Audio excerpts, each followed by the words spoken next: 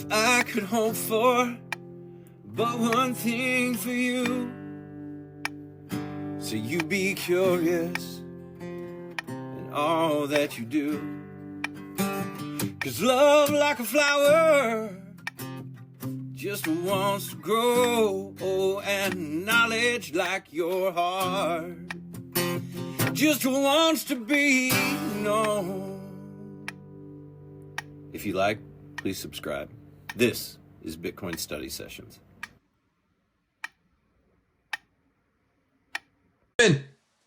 Today we are studying broken money, why our financial system is failing us, and how we can make it better. We are on the 6th, 7th study session here. Today we are taking on part 4, the entropy of fiat ledgers, which is chapters 14 through 19.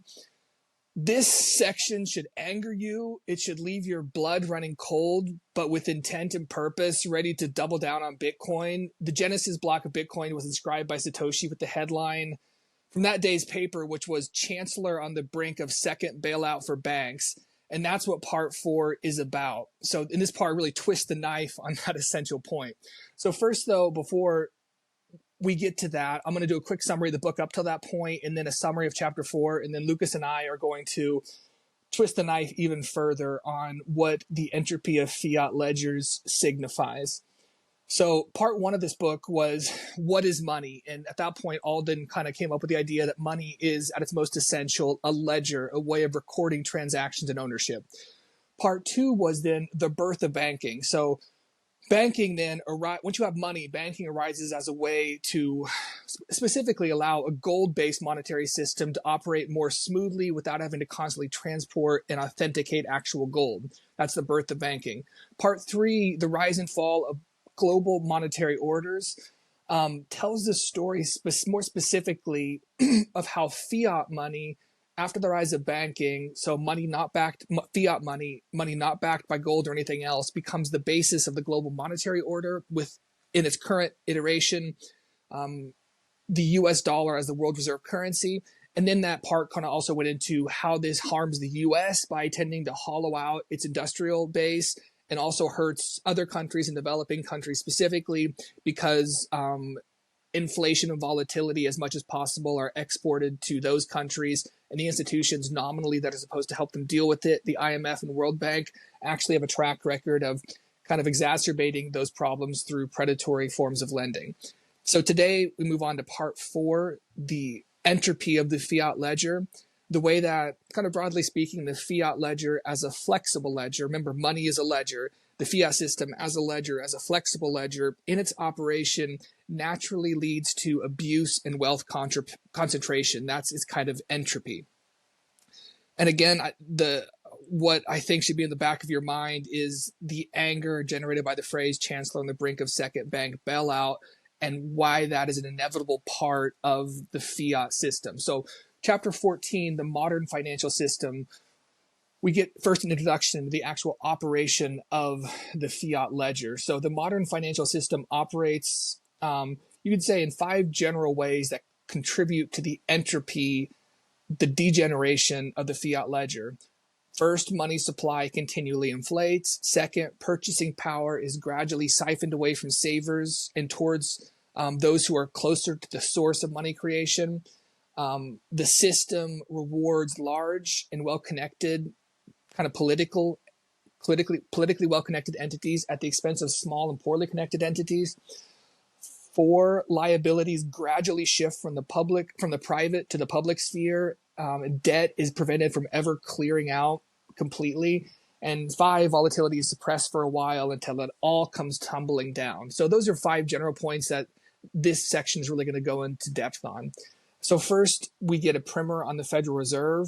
It controls, most generally speaking, we won't go into all the specific details, but it controls the base ledger for the United States and is somewhat of a mix of public and private, in that it does include public, in its public aspect, representation from the public sector on its Federal Open Markets Committee, which sets monetary policy for the nation, which is essentially what the U.S. Federal Reserve does as our central bank, and the one that manages the ledger in its most basic state, the base ledger. how does the Federal Reserve System actually work then in conjunction with private banks? Again, without going into kind of too much technical detail, Alden describes it as a layered stack of IOUs, which is also circular in nature. At the very bottom, the base of the system, even before the Federal Reserve System, is the taxing authority of the federal government that kind of underlies and is supposed to provide the assets for the system. The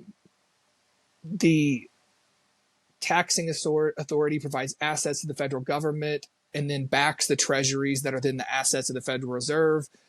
It's circular because when you look at the whole financial system, at the end of the day, what's happening is the federal government is taxing in dollars, which, of course, are liabilities that it has to itself. And just to back up a step, it wasn't circular when we were on a gold standard, because if you taxed in gold, gold is not a liability of anybody else. It's a bearer asset. So the Federal Reserve System, a layered stack of IOUs that's circular in nature. To summarize it in Alden's words, everything is a claim of a claim of a claim, reliant on perpetual motion and continual growth, not to collapse. At a more granular level, how is the Federal Reserve ledger updated? Alden kind of gives basic descriptions of FedWire, FedNow, and what the acronym CHIPS, which stands for Clearinghouse Interbank Payment System, these are all ways that the Federal Reserve System ultimately clears transaction, updates its ledger. To quote Alden, virtually all the transactions that we do as individuals and businesses on higher ledgers of the system get settled through those systems at or near the base layer of the system, that base layer being the ledger that is maintained by the Federal Reserve.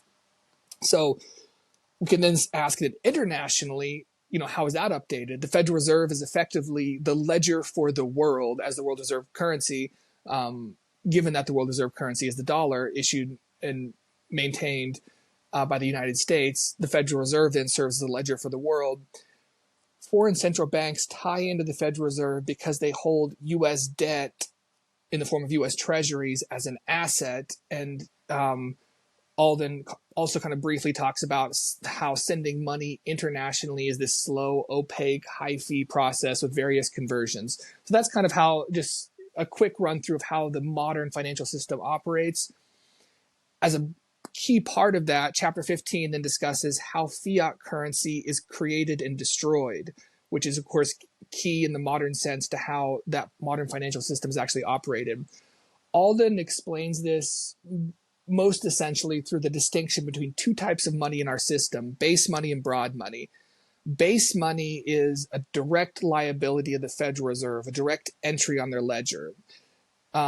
This can consist of physical banknotes or cash reserves that commercial banks hold with the Federal Reserve. So on the cash that commercial banks are holding with the Federal Reserve on the Federal Reserve's base ledger. So that's base money, which again, a direct liability of the Federal Reserve. Broad money is all the money that the public holds in a broad sense, which includes the base money, but also includes money that is created when a commercial bank holds a fraction of a deposit, promises that that person can withdraw the whole deposit, and so has a claim created in that sense, but then only retains a fraction and then loans out the rest, which create further claims. These are all forms of broad money. So broad money is now a claim on a commercial bank and not against the base ledger directly. Those types of claims can be destroyed, for example, if a commercial bank defaults. To quote Alden, we often think that a dollar is interchangeable with another dollar. But really, when we go from interacting with physical dollars to bank account IOUs, we switch from owning a direct liability of the Federal Reserve to a fractional claim for a direct liability of the Federal Reserve. Again, two types of money, base money, that direct claim, and then those later fractional claims are broad money. In summary, central bank manages base money, commercial banking system operates with a larger amount of broad money that is an indirect and fractionally reserved claim on the base money. The Federal Reserve does, it directly determines the base money, but it also indirectly influences the creation and destruction of broad money. It encourages commercial lending through low interest rates, which will increase that broad money in circulating through the system. And then it engages in quantitative easing and quantitative tightening. These are incredibly, when you get kind of into the nuts and bolts, complex things. Broadly speaking, quantitative easing increases the money supply. The Federal Reserve buys something from a commercial bank, such as a treasury or a mortgage-backed security. It's buying something, taking something in from the commercial bank, but giving them money. And so there's more money going in the system, increases money supply.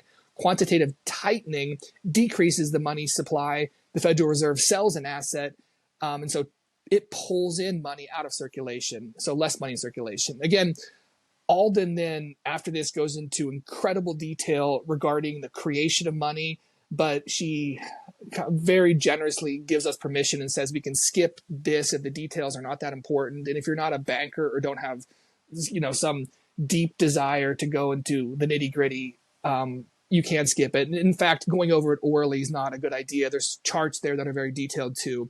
So we accept that invitation. We skip over the details. The importance in understanding the entropy of fiat ledger, I think, is just as that distinction between base money, actual liability of the central base ledger, and broad money, which is all circulating money, including the IOUs generated by the fractional reserve and lending practices. Maybe a little quiz to help us understand the distinction again. We can ask ourselves, can individuals influence broad money supply? Theoretically, yes, an individual could withdraw money from a bank and hold physical cash, which is base money, and so they've influenced the broad money supply because it can't be relent out. Practically speaking, though, we know there are limitations on the amount daily you can withdraw, perhaps with certain banks, and also the amount of physical cash in existence is just limited such that everybody couldn't withdraw all their money. So now we get to chapter 16, pricing as a mechanism for organization. And here, this is really a debate or tension between stable prices and prices as coordinating signals. So a central banker type, they like price stability, which they define actually as gradually inflating price. And they think that type of stable price is good. The person who is maybe of the more Austrian economic bent sees prices changing as good. Not like stability is not an inherent good because changes in price send a signal about what is needed. A price includes all the information from millions of individuals doing millions of transactions daily about what they're willing to spend in order to obtain a product. They utilize real-time local knowledge that is specific to them. All of that knowledge is then aggregated in the form of the price. To look at an example of this tension between price stability and prices as coordinating signals, we can look at gas shortage. Alden gives the example of in Europe after the Russian invasion of the Ukraine, Russia no longer wants to sell to Europe. Prices in Europe of gas go up very quickly. The central banker type might be inclined to say, let's put a cap on prices to make it fair so everybody can keep on getting the gas and everybody has equal opportunity to get the gas, not just the wealthy. The more Austrian economic type is going to say, but that's going to suppress important information signals that are being sent by that high price. If the price is high, then people will tend to use less of it, conserve more, forego unnecessary usage. Those who value gas very highly, if it's very important to what they do, maybe a trucker, they need it, they're going to pay more for it.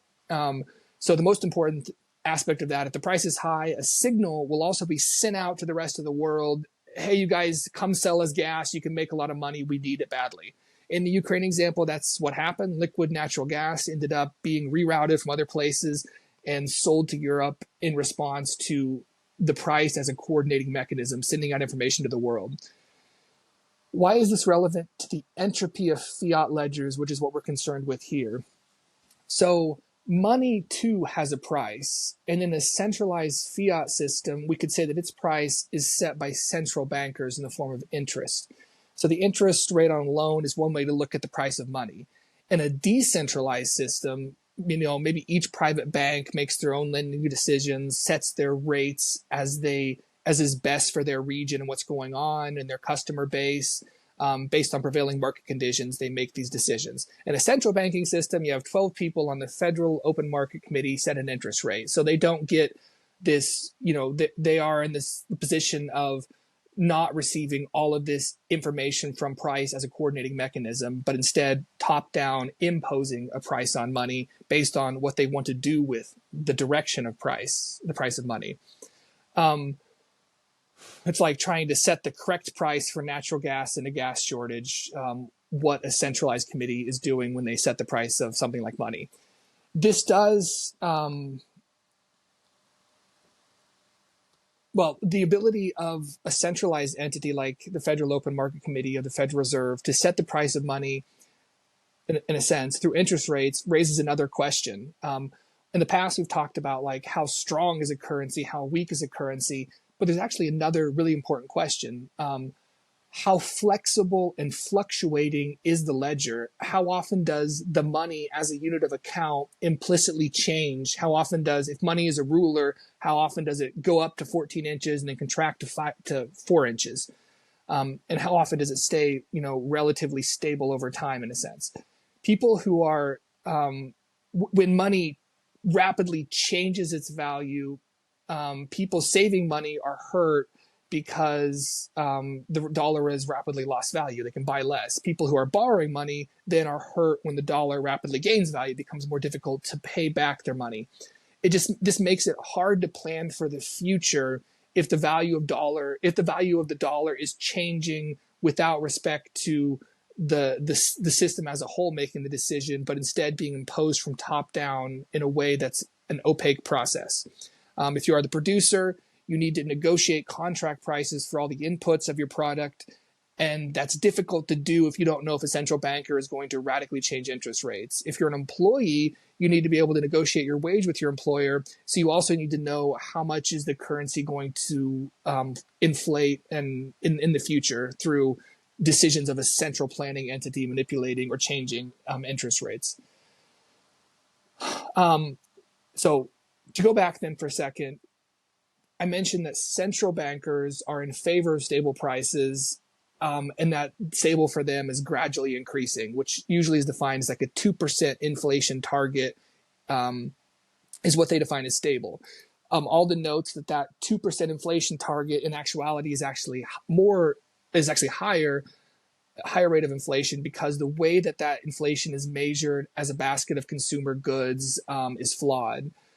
Naturally, also, Alden says prices should deflate over time. The 2% inflation target is odd because left to its own devices, one would expect that the prices of things would deflate over time, get less, because better technology enables more productivity, which enables more goods to be sold and prices to be lower if they're rational, if they're determined by a free market, which is good for consumers because goods are now cheaper, and also for savers because they can buy something in the future for less than they're buying it now. So saving is then a good idea.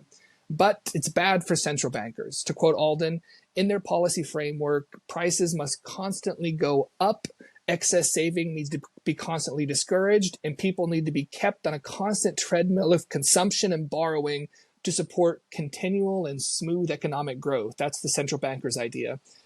Inflation is good for central planners, and not incidentally, it also financially benefits those who are politically connected to the central planners. It allows allows productivity gains to be siphoned away from those having the gains in productivity and then amassed by the central planner and allocated to political allies.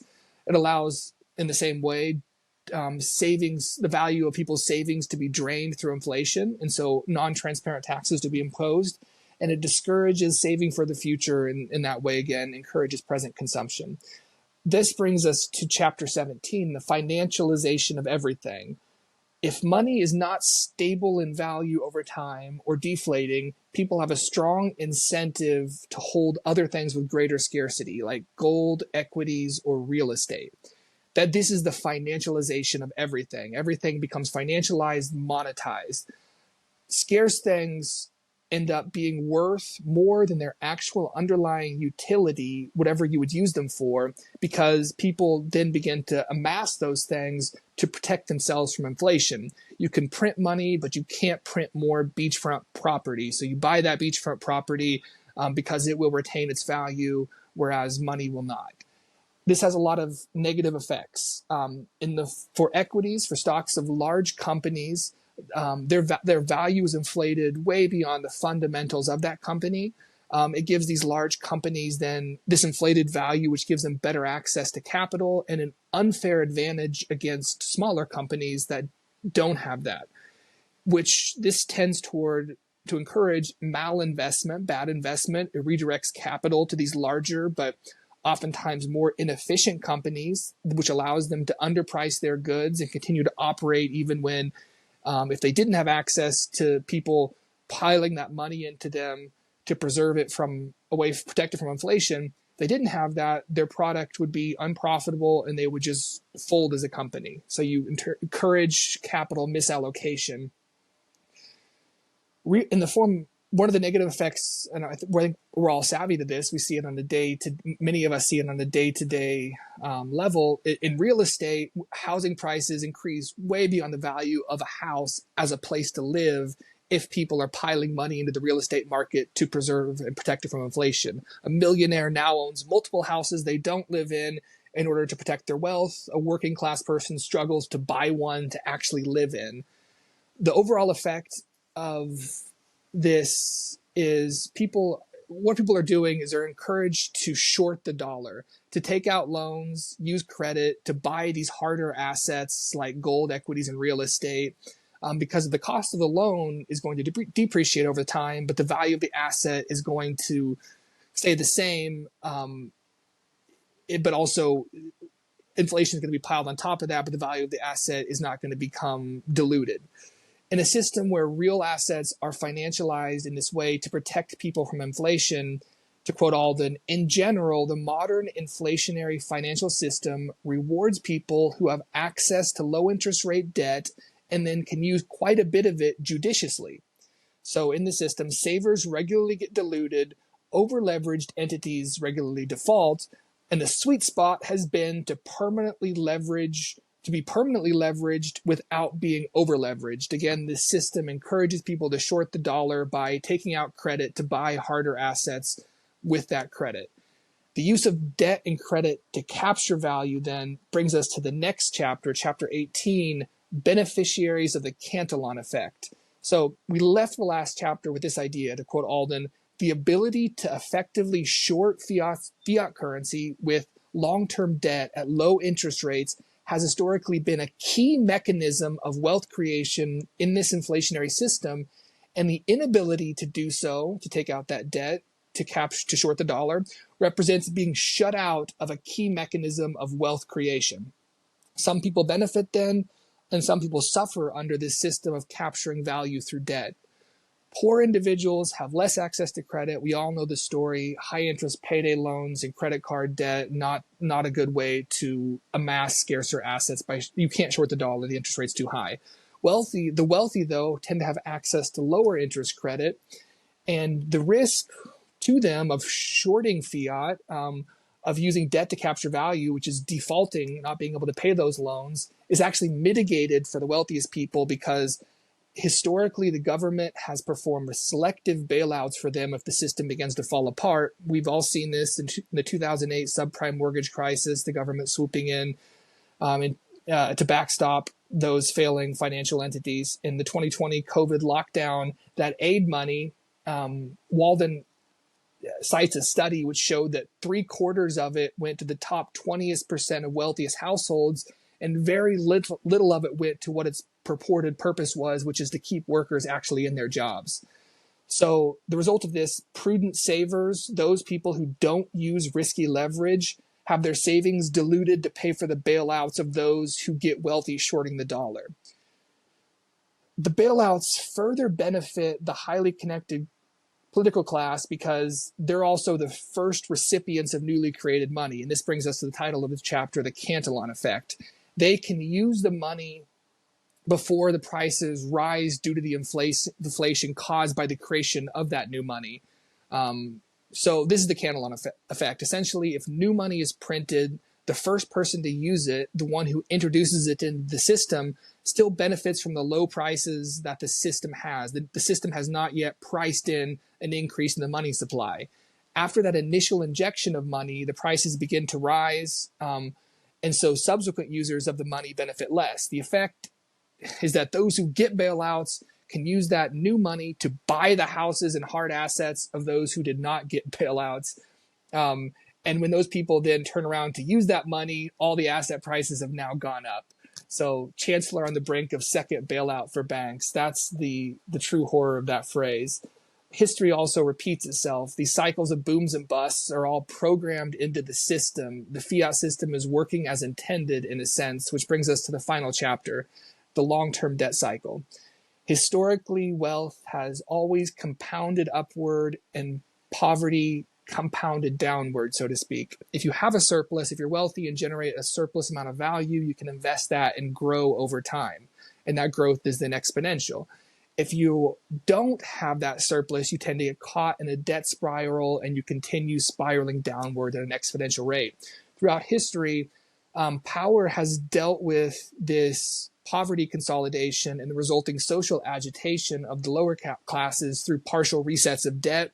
Alden cites Hammurabi's code giving a specified term limit for debt slavery of 3 years.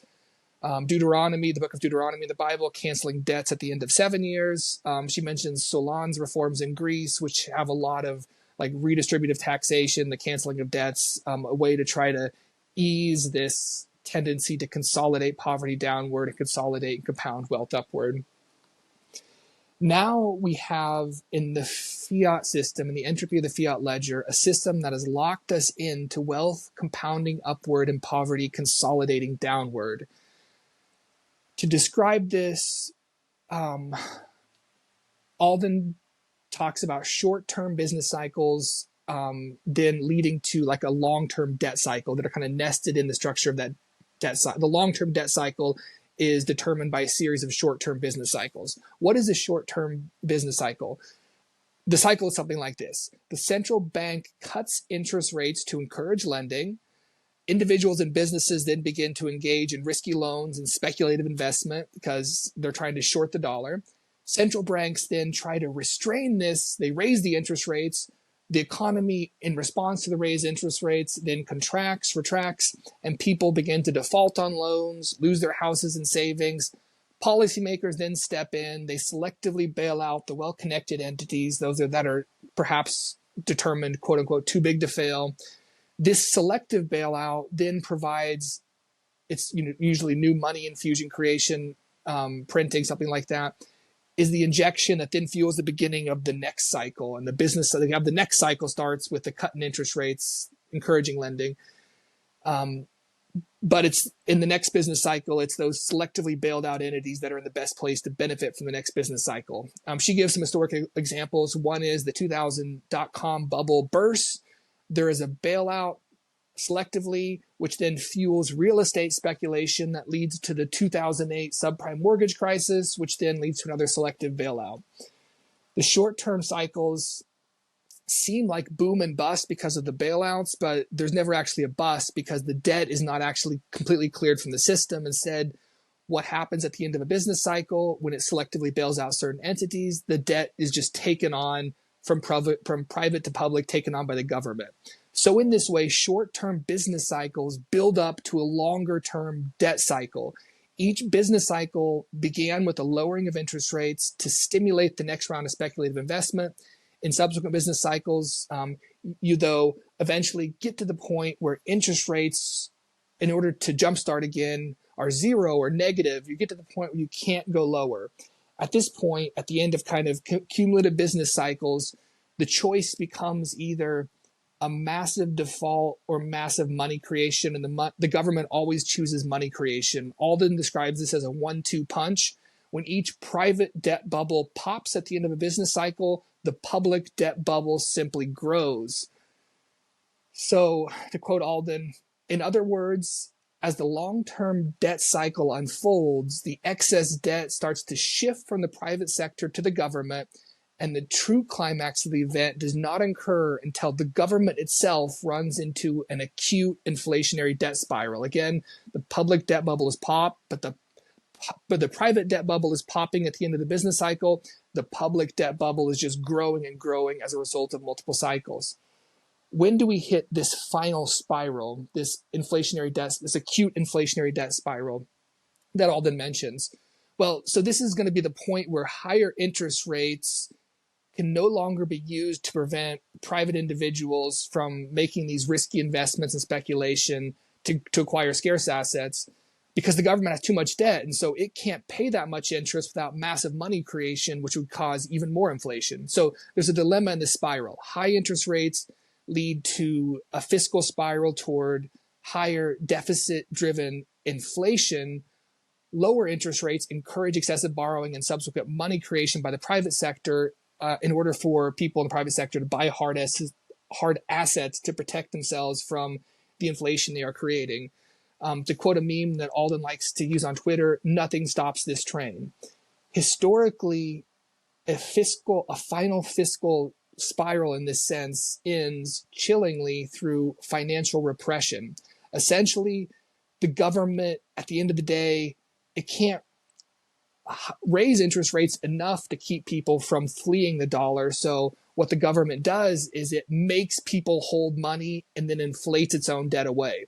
Those that try to run for the exit into hard assets are simply prohibited by law. We saw this in the past with the government outlawing the possession of gold and confiscating it.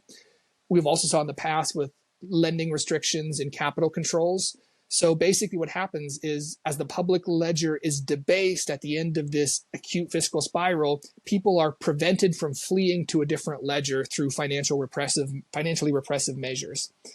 In concluding this section, Alden notes that kind of not only does nothing stop this train, but that nothing could have stopped this train, that it's this whole entropy of the fiat ledger is the necessary result of the technological innovation of telecommunications, which we've talked about in depth in past conversations, which introduces a speed constraint into finance. Gold no longer works once you have telecommunications, which makes the way for abstractions on top of gold, paper claims on gold, and the eventual dropping away of gold from the system, which is the world of fiat, which includes a natural set of incentives, an internal set of incentives that lead to these short-term business cycles, long-term debt cycles. So I'll end with a quote that's kind of long, but Alden just puts it all together, and I think it's worth ending at this point and with this quote. Quote, "Could this have turned out differently?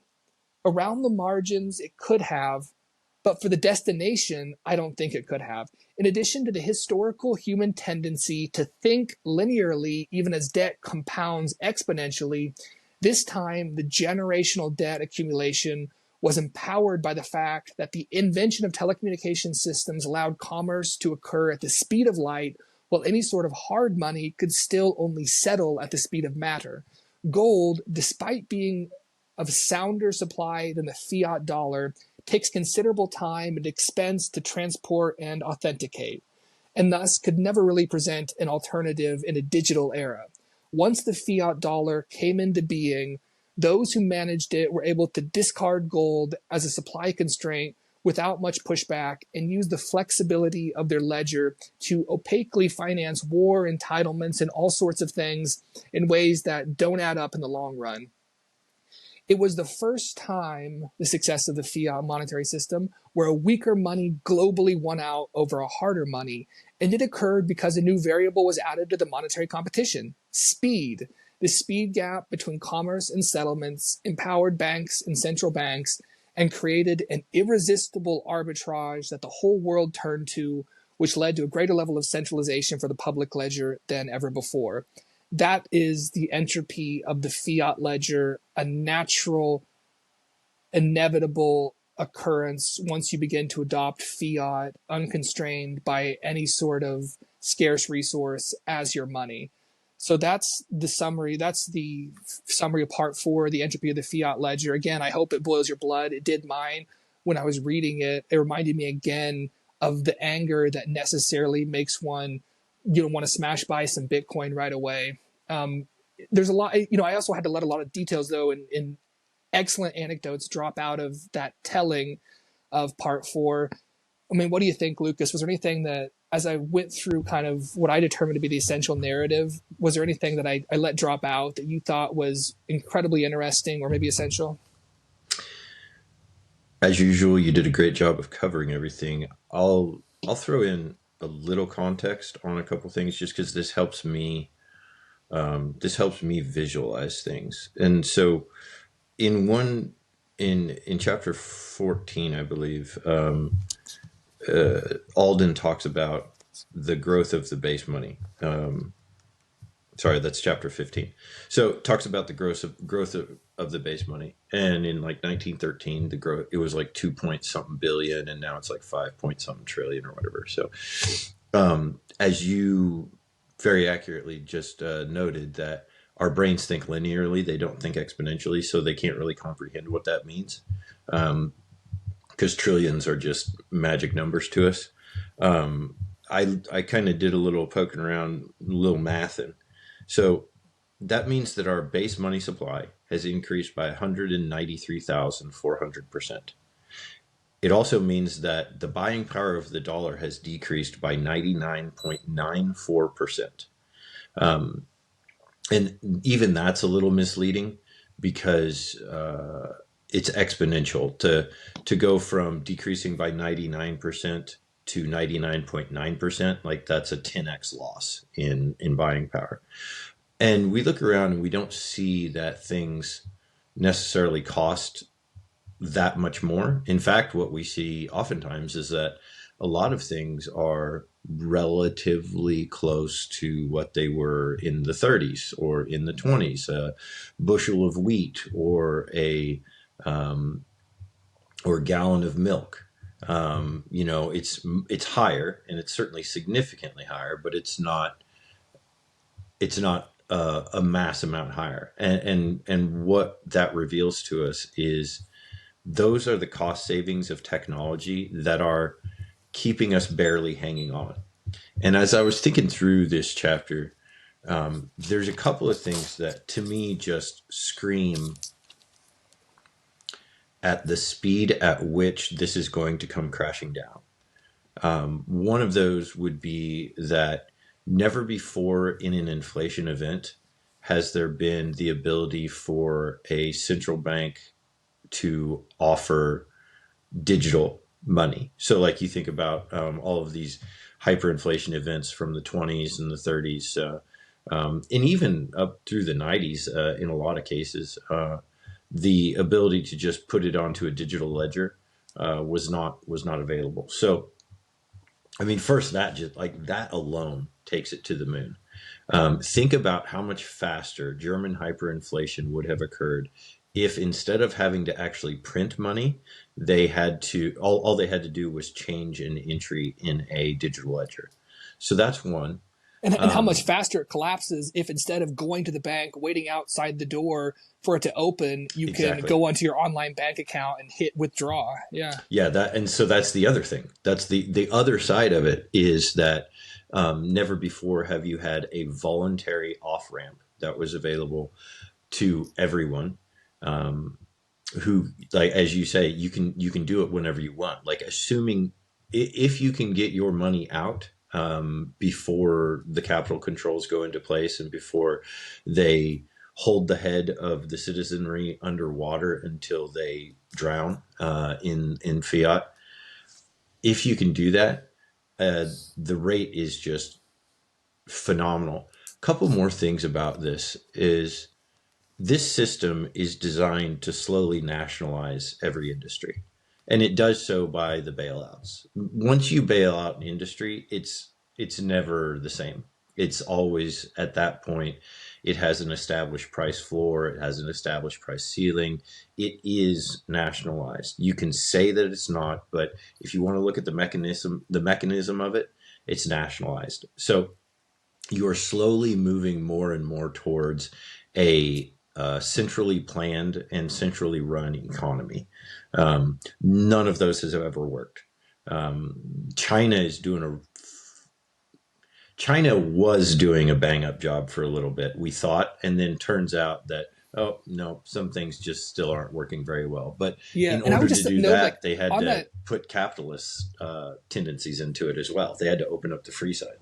they're never nationalized in the sense, though, in the good sense, where like if you have great oil wealth, sometimes a country will nationalize the oil wealth and like give distributions of that to each citizen. Like we didn't nationalize Goldman Sachs and give everybody a chunk of it. Instead, they just gave big bailouts to the executives there. It's like nationalizing the flaws of the system, but privatizing the gain from the system, or letting the gain still fall to people who are just purportedly private or something like that. Yeah. So it just moves fast. I am, and the other thing is that it's very encouraging to me, because you did note that there's the concentration of wealth at the top and poverty at the bottom, and it gets more dense. The rich get richer, the poor get poor. In this instance, so the poor are the first to feel the effects of inflation. They are the ones who need to get out of the system the most. And now they have the opportunity, solely by having an internet connection, to be able to learn, to be able to escape, as Michael Saylor talks about it being, Bitcoin is on a need to know basis. And when you need to know, that's when you come around to it. And so it's very encouraging in that sense, because there is no doubt that we will see the greatest wealth transfer in history. There is no doubt that it will be, on balance, far more equitable than any sort of wealth distribution that we've ever. I mean, even now, when you look at how Bitcoin is a relatively unknown asset, I mean, it's known, but it's not.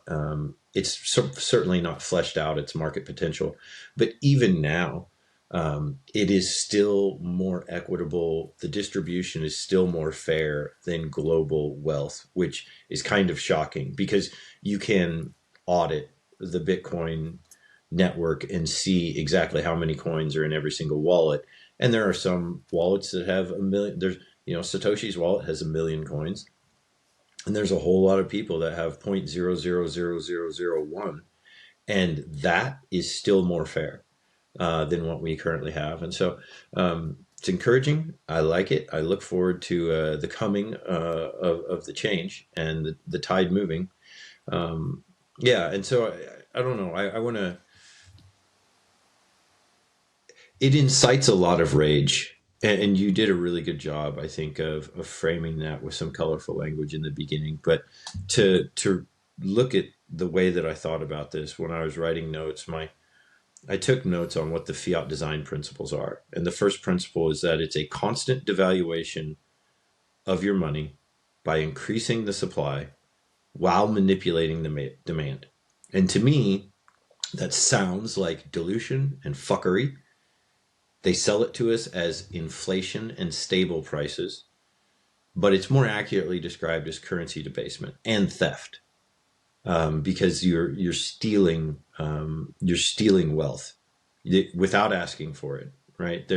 If I take something from you and I didn't ask for it, then I have stolen that from you, regardless of who I am or what badge I have.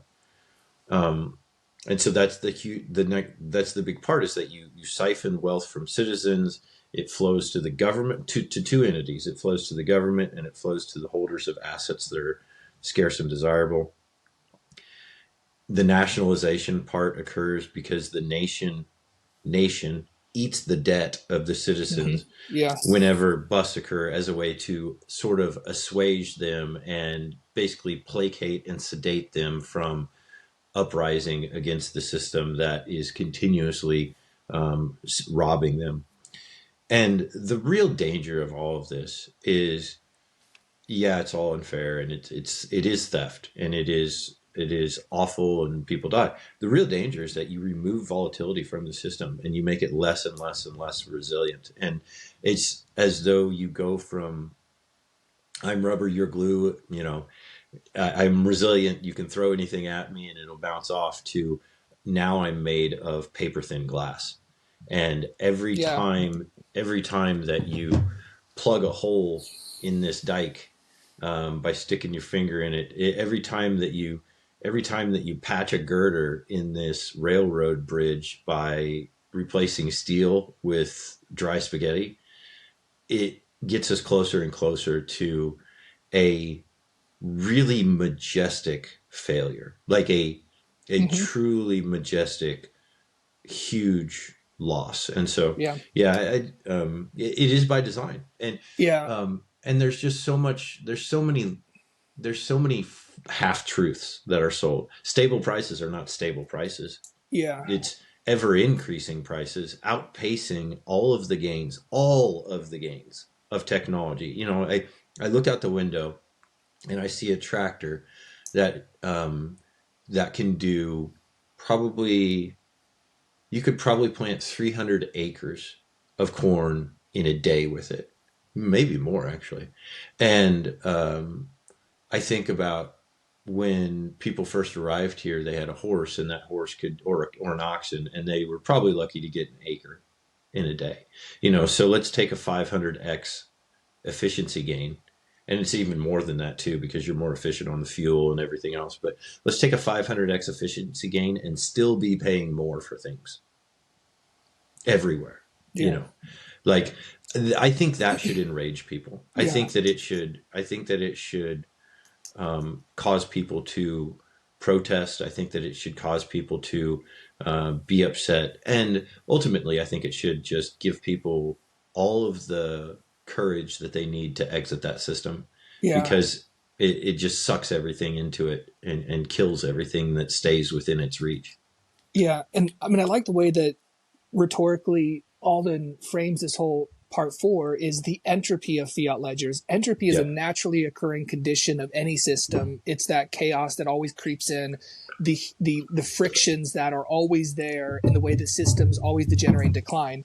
And so by framing it and then going further to describe it as a naturally occurring consequence of the incentives of the systems, the technological advance of the need for speed, rhetorically, I think, cuts off any sort of argument that no, we can just reform the fiat ledger, right? There's some said we can elect new politicians. Our side, if right or left, if our politicians in power, we can do it better.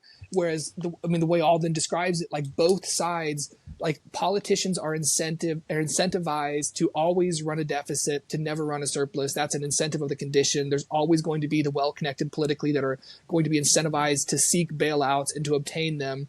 And it's just a naturally occurring aspect of a fiat ledger, of a flexible ledger in this nature, that flexibleness, is that the word? Flexibleness? Flexibility. There we go. Flexibility of the system is going to be manipulated and used by human agents, because that's what human agents do. And so again, like entropy of the fiat ledger, that's a really good way to conceptualize it for yourself, to both, be angered that we've been in this system for so long, but sober-mindedly say that it's naturally the way this system had to play out.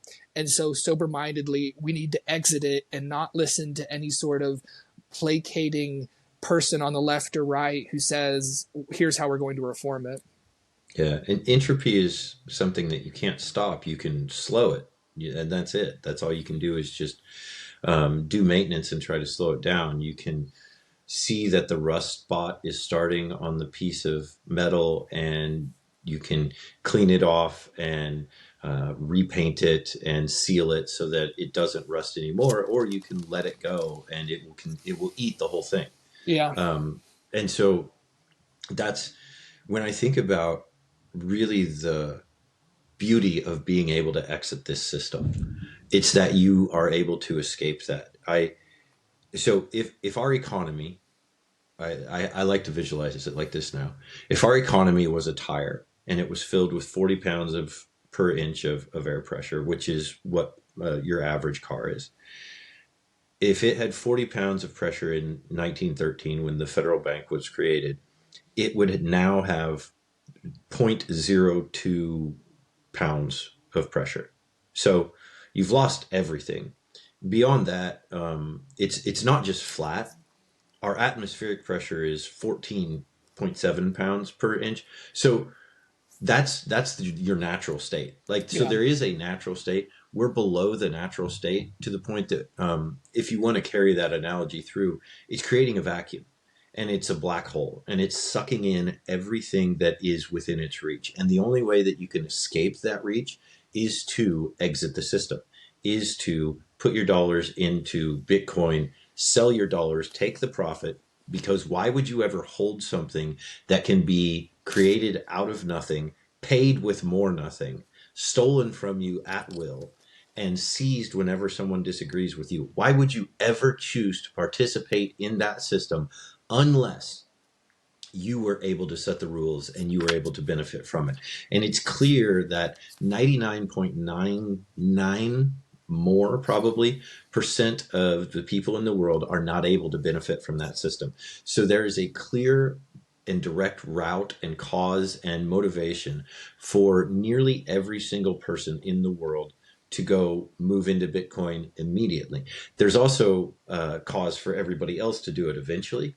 Yeah. But yeah, it's a, people are going to fight and they're going to hang on, but there is no out.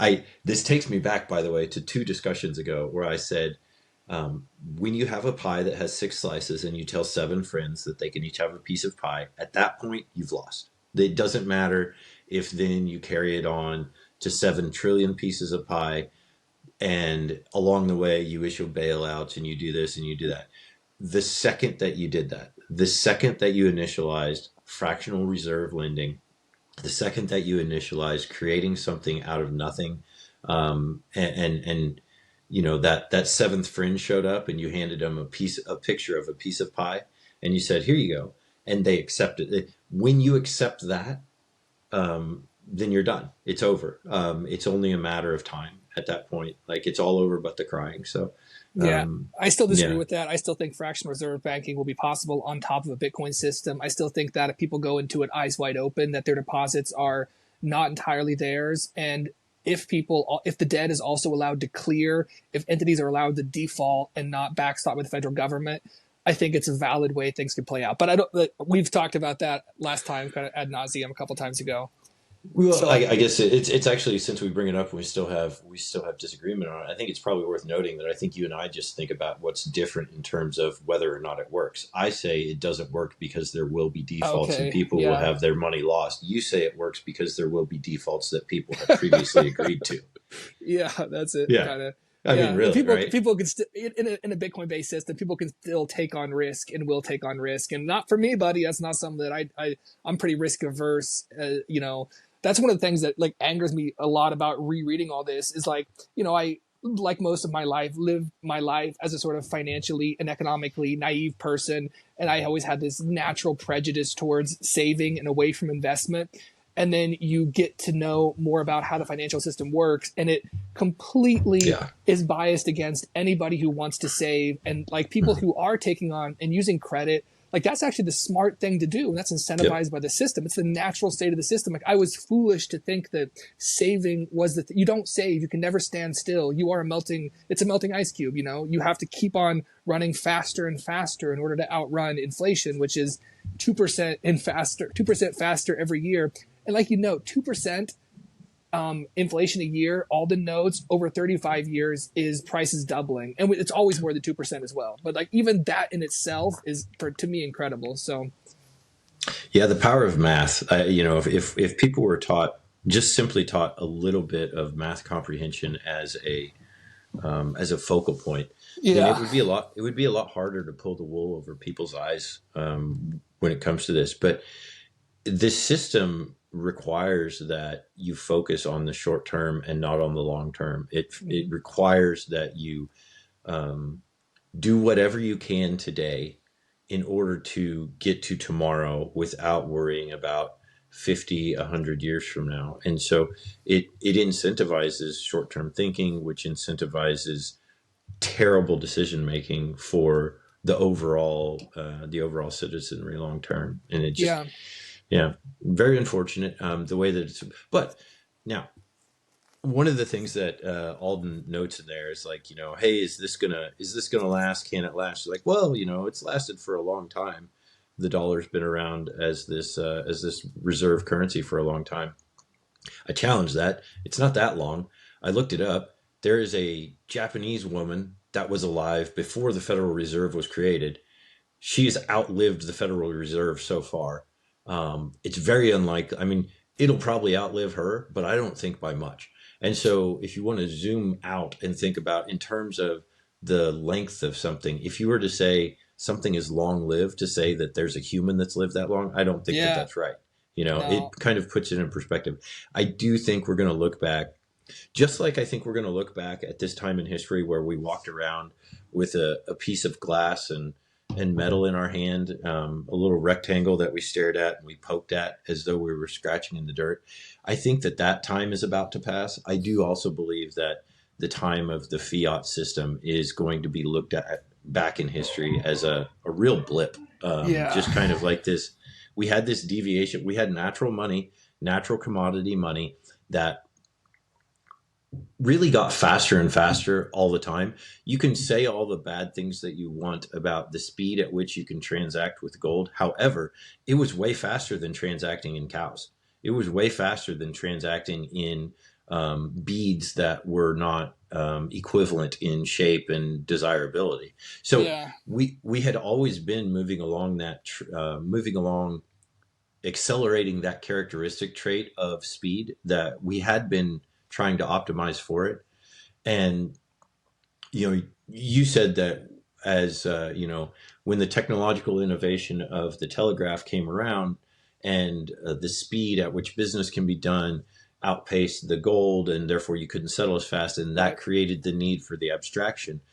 It didn't create the need for the abstraction. It created the need for a faster money, and the solution proffered was an abstraction. Mm-hmm. There were other solutions that were proffered. We talked about this in Lowry's book, in Soft War, which was Henry Ford's idea that we could have an electric currency.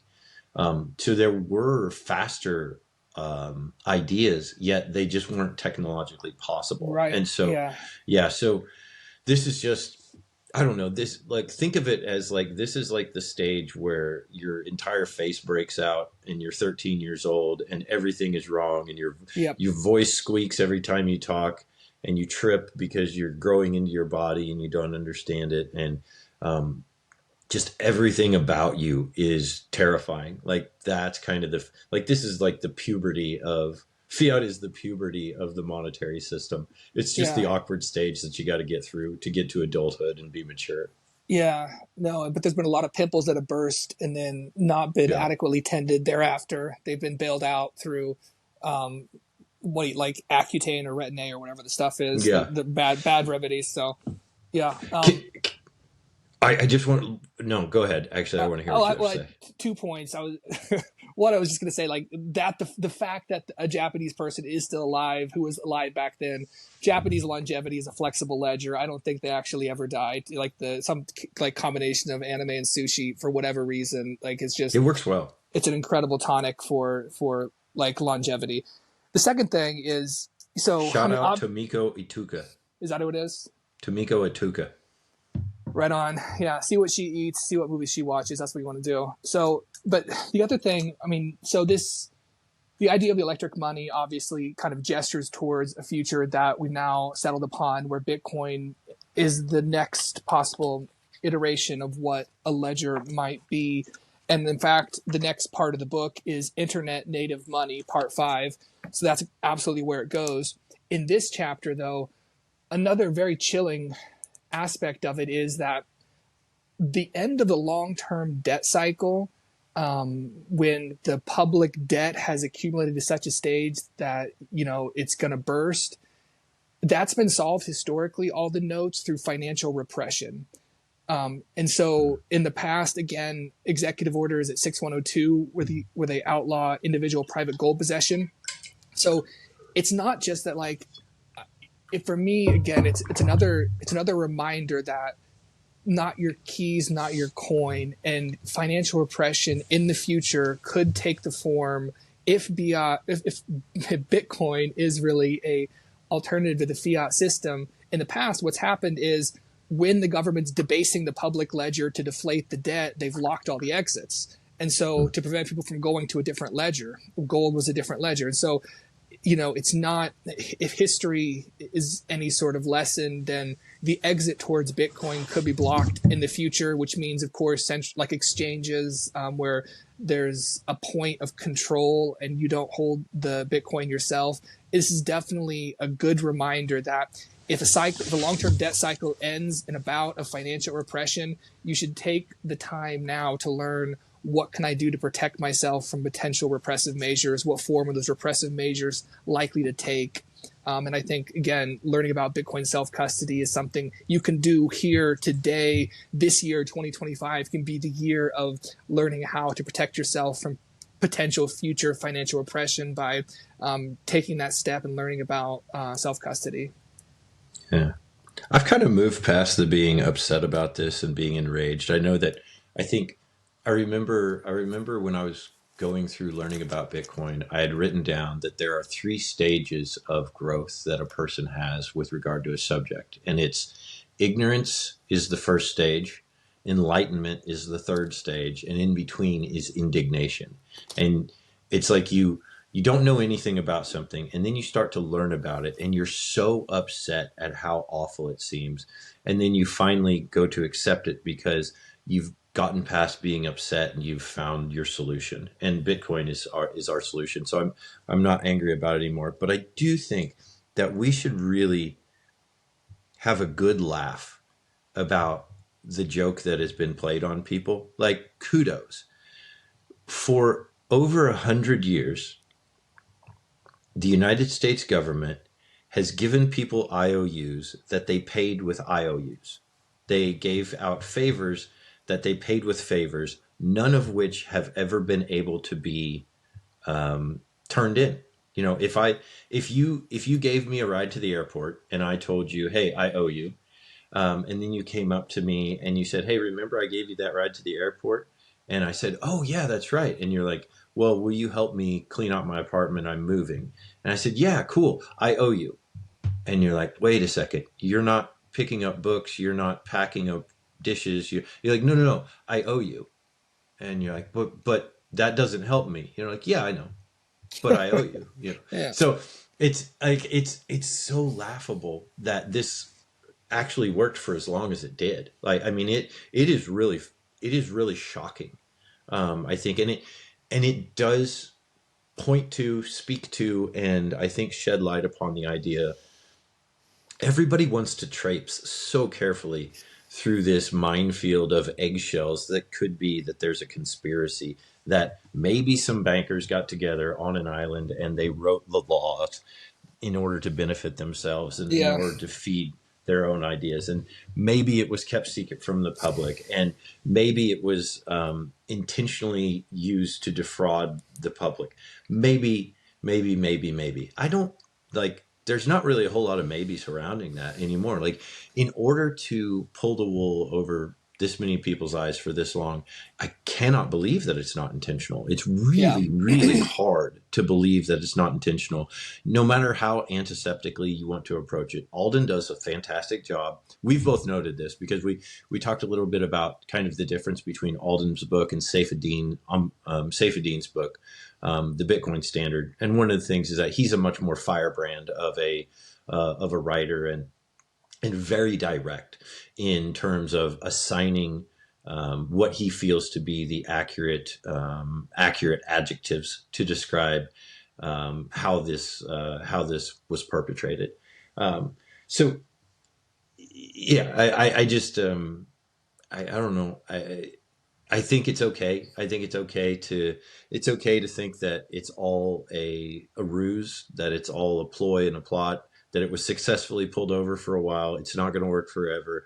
We're going to be out of it. We're going to be laughing on the way out, because the people that are going to try to keep us into that system, I would assume, are still going to be holding dollars. And that to me is hilarious. Like, it's, right. The reflecting on the ridiculousness of the system, Doug Stanhope kind of has a risque joke that, since you've said fuckery, I will share his joke. So basically the premise is like, this is about the ridiculousness of kind of derivative claims of an actual asset or whatever. But so he's on a date with his girlfriend. They go to a baseball game, and he says, hey, if the team's down like 10 points, if this team wins, you have to have physical relations with me. And she says, fine, whatever, And the team like rallies and they win the game. And then she's all down in the dumps. And he's like, hey, just be happy. I'm not going to trade my claim to my friend. Something like that. So he does it better, and it's a long joke, and that's just one of the parts of the joke. But just when you say like a favor is not completely fungible, and an IOU on a material aspect, like an asset or whatever, it's an interesting sort of has an interesting ontology where it's like it's not the thing itself, but we think that you can just create this IOU and trade it around for the thing and then cancel it out eventually as debt. But it's an interesting thing, like you said, that we built a whole economic system on trading around these IOUs. Even just an Alden's account between base and broad money, like we do. If you told people, there are two types of dollars in circulation right now. One of them, is like real in a sense, and one is not. And they're like, "What? What do you mean? Like that doesn't make sense at all." And then like base money, a direct liability of the central bank, and then broad money, this creation of the new claims through the fractional reserve system. Just like that in itself is kind of a pill moment of some sort where you see the truth of how things are operating. Yeah, it's like the broad money is sort of it's sort of the LaCroix of tasty waters. It's the hint of the hint of the hint of a IOU that could possibly be claimed upon.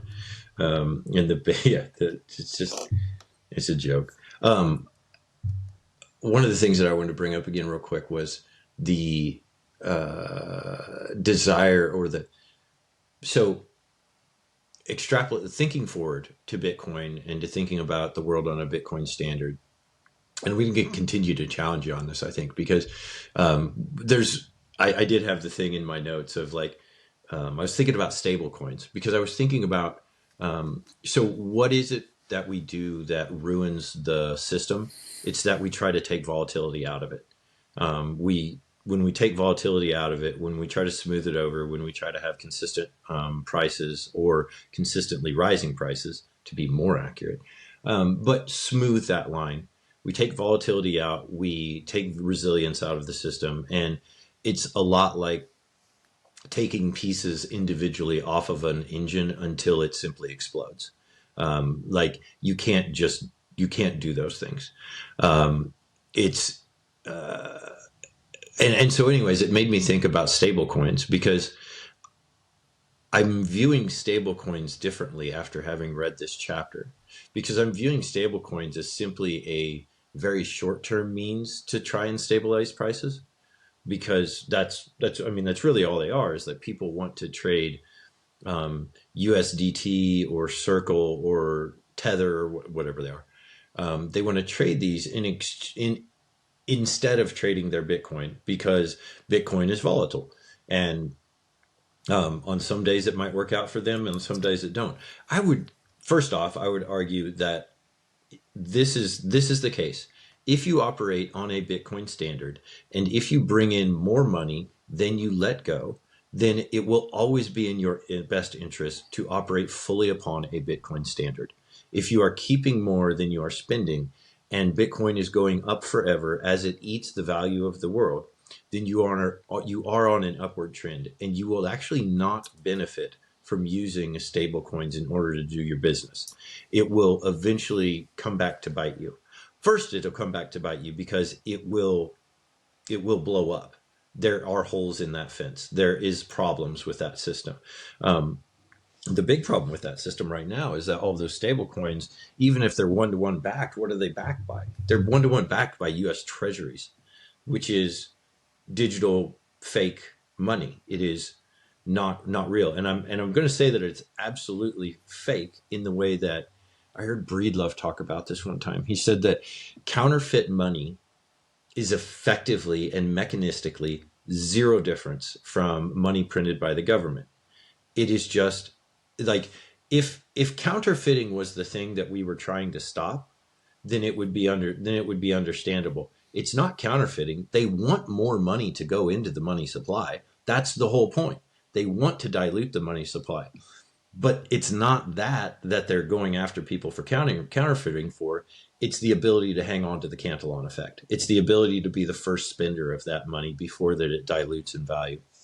And so sorry, that was a quick aside, but anyways, yeah, because I wrote down, I was thinking about stable coins and I wrote USDT and I was like, dude, if they told Donald Trump that it was United States dollar Donald Trump, then he would be all for it. Mm-hmm. Yesterday, I had a conversation with somebody who was talking about how now we have a administration that is pro crypto. I would argue that we might have some people in the administration that are pro crypto. I think the president is just not actively attacking it like we were before, and that is a little dangerous because I think you can then open yourself up to the idea that using things like stable coins are of benefit. They're a benefit because there's a huge industry. There's a huge industry that you can take and profit from. Like, I think it was like Tether's done like $6 billion in a year or something like that. It's massively, massively profitable. What is that profit? And this is how I look at all profit now. What is that profit? That profit is extracted value from the individuals using that product who are merely losing that value due to Tether acting as a middleman. And if you want to have your prices not change over the course of a week, if you want to make sure that the Pepsi that you buy today is the same cost as the Pepsi that you buy tomorrow, cool. If that's all you want, fine, then you kind of deserve to lose.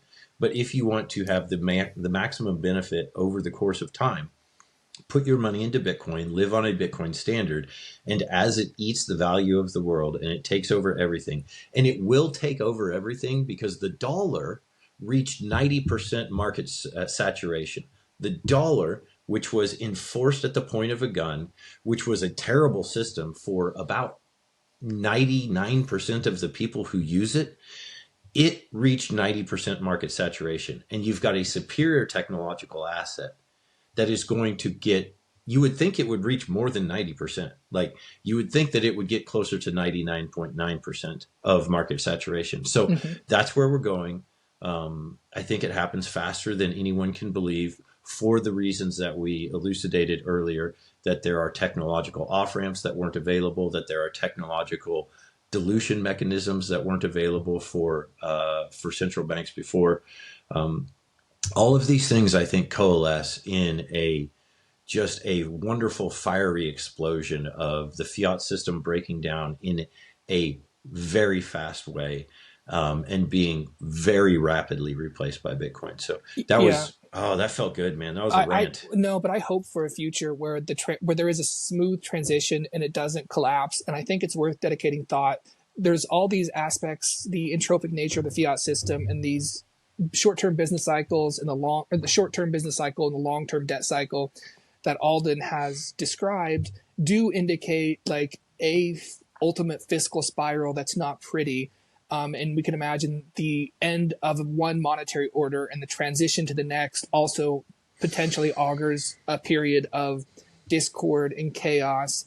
But I think that smart people, good people, can think about ways to navigate the transition, and that it can be done even at like in the most, it can be done in a better way as opposed to a worser way. You know, even if it can't be done in the best way, even if the transition will necessarily be messy and bad and painful, we can navigate that in a lesser painful way than in a more painful way. Is again, mealy mouth moderation there, but I guess I also see room for stable coins in maybe, people in developing countries right now. There's a big market for stable coins, and I don't think it's necessarily. There is a big market, and we're extracting the value of those people. I don't think though that their desire and use of stable coins right now is a ignorance of what Bitcoin is. It's just like for their short-term goals and for their needs right now, stable coins are helping fulfill something, and maybe even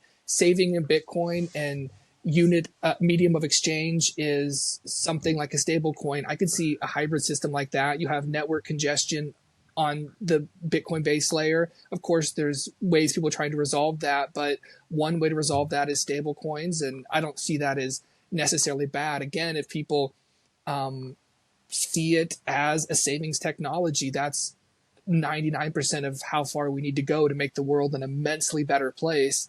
Even if you call Bitcoin cyber real estate, we don't break apart pieces of real estate and use them as money. Like real estate is a savings device, and people that see Bitcoin as we would if we could. We would if we maybe, could. or maybe Yeah. not, You because just we can't. we might see the role for something, again, just given other technical aspects of the Bitcoin protocol, the speed of the fact that, as Lowry says, it's reverse optimized. There may be specific uses for you where you want something that is absolutely optimized for speed and cheapness or something like that, that is a complement to Bitcoin. And I don't say that that's impossible, I guess. You're bringing out your tender, loving side and trying to paint me as this horrible person that wants to see the world. Second thing I wasn't doing. You said, I don't think you're said horrible. smart people and good people are going to hope for a peaceful transition. And I'm going to tell not you to why. say that I just want to say that doesn't mean that unsmart and bad people are against it. I'm dumb and bad. I just say that you're not dumb and bad if you advocate for that. There's going to be smart people on both sides. So I think you're smart and good if you advocate for it to come crashing down in a fiery ball of terror. And here's why. If you look at people and you look at the nature of people and what causes people to change, it's always it's an event. So you can have two people. One of them gains 2 pounds a year for the entirety of their adult life, and then they have a heart attack and they die. Or you can have somebody that gets really overweight in their 20s and they have an experience where they can't walk upstairs, and they realize, no, this is where it ends. This stops here. I change now. And they then change their entire life. One of those happens fast. One of those happens quick. Maybe they have a heart attack, but Tony Robbins talks about this, is that you don't change anything in your life until the pain of staying the same is greater than the pain of changing. And there is pain to changing. There's pain to changing monetary systems and learning new nomenclature and pulling the wool back over your eyes. We've talked about how it is a very you become unmoored from your reality a little bit when you start to dig into this orange pill, red pill world and see it in a different light. And so I look at it as benevolent, and I look at it as a kind thing. I think that if you slowly wean people off the system, then all you're going to do is sedate people and slowly ruin more people's lives. I think if you do it quickly, if the Band-Aid rips, of course there are going to be catastrophic failures. But then again, as you said, you're like, hey man, fractional reserve, it's perfectly fine. People, they signed up for it. And if they signed up for it, then they can lose all their money. That's fine. If you're smoothly transitioning people over to Bitcoin and you're saying, oh, we're going to do a 2% allocation and then we're going to go do a 4%, you can see where the race ends. Like you can see where it ends up. So just go there and wait for everybody else to catch up. Because if you do it along the way, this is not financial advice. Everybody has to do that. This is life advice.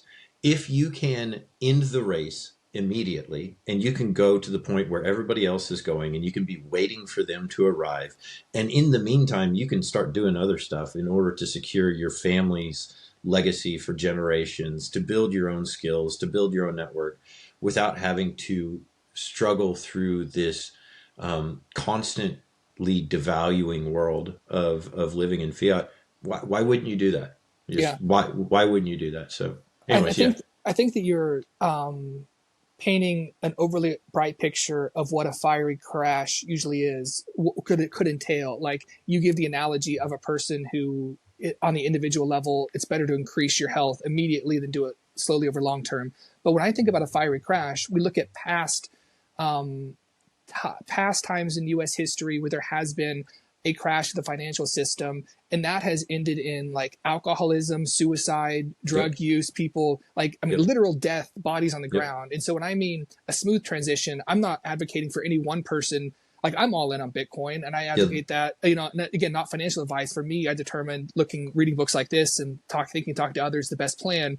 But I do think that we do have a government with a lot of debt, and we need to figure out a way to get out of that in a way that's going to lead to the least amount of desperation, French Revolution type eat the rich, people going after Bitcoiners to put them in the guillotine. We don't know what a fiery crash would look like, but we know from human history that it can be an incredibly, not just painful thing, but like just murderous, and can lead to things like the rise of communism and bloody wars and long periods of people, out of desperation ending their own life. And that's what I mean, like a smooth transition where we do it in the way causing the least pain in that sense, and trying to bring people over as smoothly as possible, so we don't have a buildup of resentment against a wealth transfer that occurs. And so we don't have people that suddenly lose everything just because they didn't read the tea leaves correctly and then they commit suicide. That's what I mean by smoother transition, is mitigating those social consequences of whatever happens after the fiscal spiral ends. I think if I've learned one thing about life, it's that in order to avoid pain, you have to do the painful thing, and you have to have the hard conversation, which takes 15 minutes, but you struggle for 2 years to have it. And you have to push through the 4 minutes in the ice bath that benefits you for the next week. And you have to take the pain. You have to take the pain, because avoiding the pain in any way compounds it longer and longer and longer. And we have been avoiding the pain. We have been pushing it off.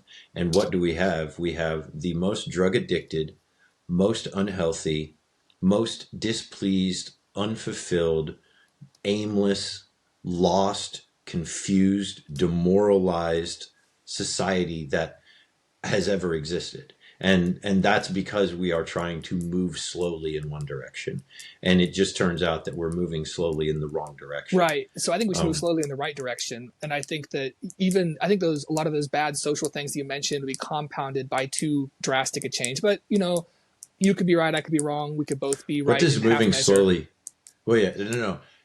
What does moving slowly in the right direction look like then? There are conversations, and I'm not endorsing this specific thing, because moving slowly can mean different things. But one is the conversation around, would too aggressive an acquisition plan for a strategic Bitcoin reserve have the negative consequence of signaling a lack of confidence in the dollar, and then you should have a lack of confidence in the dollar, because the dollar has nothing to be confident about. We should, I think, pull back, like, in a smooth transition away from the dollar. It should be managed as much as possible.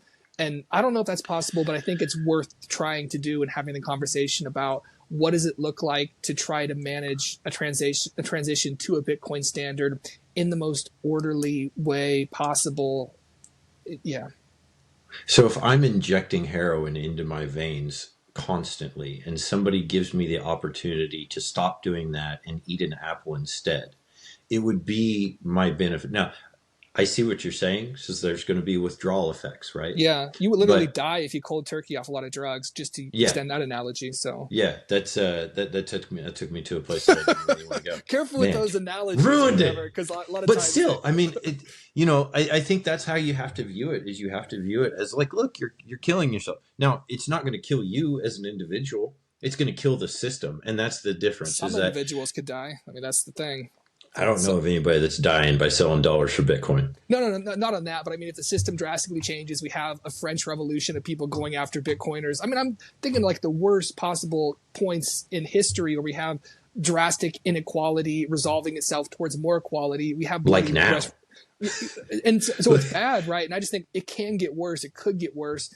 And we need to like make sure it gets better in a smooth way. So I don't know what that looks like. I hope that there is a future book we read that talks about what does it mean to actually manage the social transition to the Bitcoin standard, and stuff like that. That would be an interesting read, because I get where you're coming from. I think that that's a valid point, and I don't know what the correct answer is. Well, it takes us back to an earlier conversation we had where we talked about that there's never been a problem that government has tried to solve that it didn't make worse. I disagree with that. I think you can't categorically say never. Someone will certainly find one. So, but I get your point. Generally, that's probably the case. Yeah. I mean, they got a pretty good hit rate at fucking stuff up. Yeah, they do. Every once in a while they stumble onto something, but it's so hard to think about what the second and third order effects of things are, Yeah, it of is. slowing things down, of smoothing things. I Or mean, speeding them what is up. going to Yeah. happen? Hey, we're going to allow you to convert 15% of your net worth into Bitcoin. And then you've got all the people that have shell companies and different entities, and they're able to do 15% of their net worth as an individual, and companies Yeah. can do 100% or whatever. A selective bailout situation. Yeah. Bail into Bitcoin for sure. There are going to be attempts, I believe, to maintain the monetary hierarchy. Yeah, for sure. In order to like slow the individual at the bottom from being able to get to Bitcoin, while they hold the door open for all of the buddies from the old system to try and cross over. And that will get ugly. I believe that will get no, I'm not saying, like, I'm not cheering for the ugliness. I'm not cheering for the fiery implosion of the global monetary order. But I am, because I know that the thing that comes next is better. Like, it's I see where you're coming from. Here you go. Here's a better analogy. If you're dating somebody that's not working out and it's a toxic relationship, are you wiser to continue dating them for another 2 years and slowly try and distance yourself from them? You've got a lot of analogies while dating somebody else. Yeah. All your analogies and like depend upon making this on the individual plane of one person. And those analogies fail when you look at the social level of a bunch of people operating, I think. Also, I'm going to go back and take the audio and I'm going to extract the point where it says, I'm not looking forward to the fiery implosion, but I am. End clip. No more. No, it's you're correct to challenge me in saying that I am thinking about from the terms of the individual without trying to protect the institution. And I'm coming back to you and I'm saying I don't believe the institution needs to be protected. I mean more so that like analogies that try to analogize the body social to the human body are imperfect, asymmetrical analogies, and that some information is lost in transmitting, but in like doing the analogy between those things, because they literally are different things. One is a human body filled with blood and etc., and the other is not. So, but I mean, it's also, you're very good at providing these helpful analogies, because it is good a lot of times to simplify things and get rid of extraneous elements to help us understand them. So it's also a good way to think about it, but just also caution too. Yeah. Yeah. All right. I don't know. Pour gas on the fire. Throw it in. Right on. Which we can end right there. Like, yeah. All right, guys. Thanks. We appreciate it. You guys have a good one. We'll talk to you later. All right. Thanks. Thank you for listening. If you like, please subscribe. Every little bit gets me one tiny step closer to my ultimate goal of living in a cave. You never have to buy windows or shingles, and there's no lawn to mow. Look it up. Dream big, kids.